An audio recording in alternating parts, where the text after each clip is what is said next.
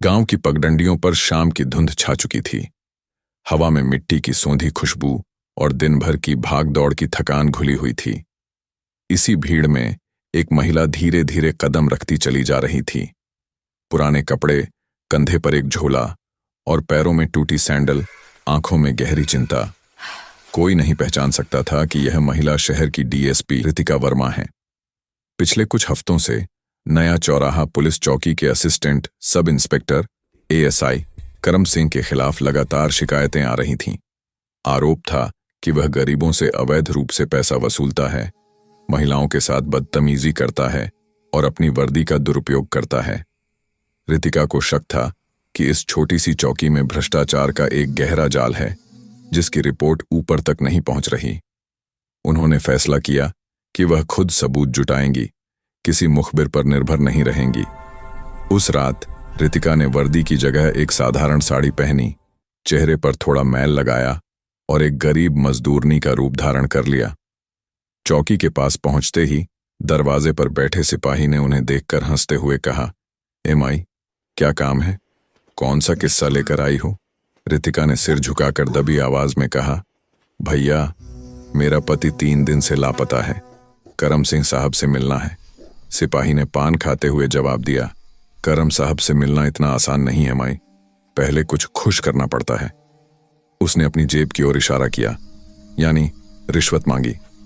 रितिका ने बस सिर हिलाया और कहा, जरूरी काम है, मिलना होगा। दरवाजे बंद और कैमरा ऑन अंदर दरोगा करम सिंह अपनी कुर्सी पर बेढंगे तरीके से बैठा था। जब उसने उस महिला को देखा तो उसकी नजरें उसे इंसान नहीं बल्कि एक शिकार समझकर ऊपर से नीचे तक फिसल गईं। क्या नाम है तेरा? उसने कठोर आवाज में पूछा। पारो, मेरा नाम पारो है। रितिका ने सावधानी से अपना बदला हुआ नाम बताया। काहे आई है?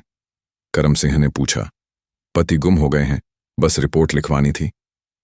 करम सिंह जोर से हंस पड़ा। रिपोर्ट? तू जानती भी है रिपोर्ट क्या होती है, मुफ्त में नहीं लिखी जाती। कमरे में बैठे 2 अन्य सिपाही भी हंस पड़े। रितिका ने नजरें झुकाए रखीं, मगर मन में गुस्से की आग जल उठी। वह चाहती थी कि दरोगा जितना खुलकर बोले उतना ही मजबूत सबूत बने। तभी करम सिंह की नजरें उसके कपड़ों के पार झांकने लगीं। बहुत घबराई लगती है माई, डर मत, हम लोग हैं ना। करम सिंह की आवाज में बनावटी मिठास थी, मगर चेहरा नीचता से भरा था। तभी बाहर से सिपाही ने झांका। साहब, बाहर एक आदमी है, उसे जाना है। करम सिंह झल्लाया और तुरंत दरवाजा बंद कर दिया। अब बोल माई, तेरा पति सच में गुम हुआ है या तू किसी से बचकर भागी है?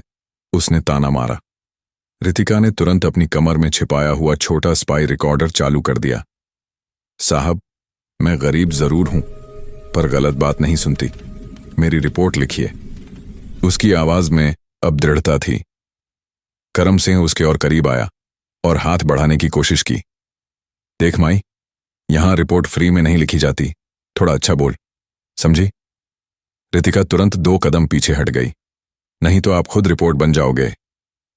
रितिका ने पहली बार अपनी आवाज को ठंडा और तेज किया। कमरे में सन्नाटा छा गया। क्या मतलब? दरोगा हकलाया। मतलब यह कि तू अपनी वर्दी का दुरुपयोग कर रहा है और तुझे पता नहीं तू किससे बात कर रहा है। रितिका ने चेहरे का मेकअप मिटाया और जेब से अपना आईडी कार्ड निकाला। DSP Ritika Verma, special investigation unit.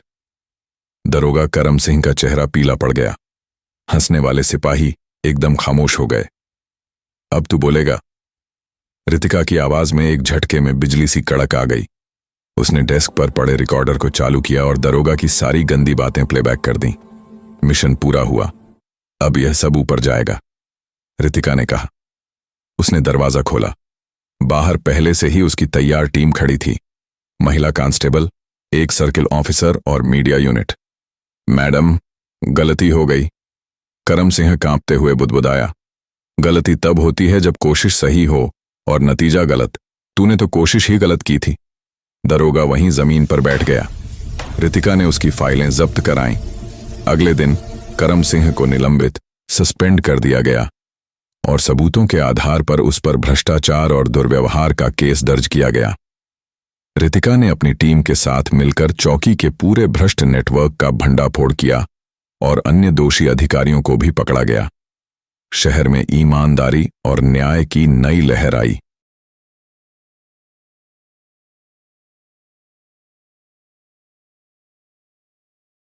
DSP Ritika Verma ने साबित कर दिया कि जब एक अफसर साहस और ईमानदारी के साथ काम करता है तो कोई भी भ्रष्ट ताकत कानून से ऊपर नहीं हो सकती।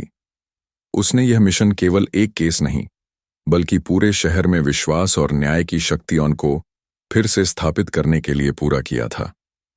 तो दोस्तों, अगर आपको डीएसपी रितिका वर्मा के साहस की यह कहानी पसंद आई हो तो कृपया इस वीडियो को एक लाइक जरूर करें, इसे अपने दोस्तों के साथ शेयर करें और ऐसे ही प्रेरणादायक किस्से सुनने के लिए हमारे चैनल को सब्सक्राइब करना न भूलें।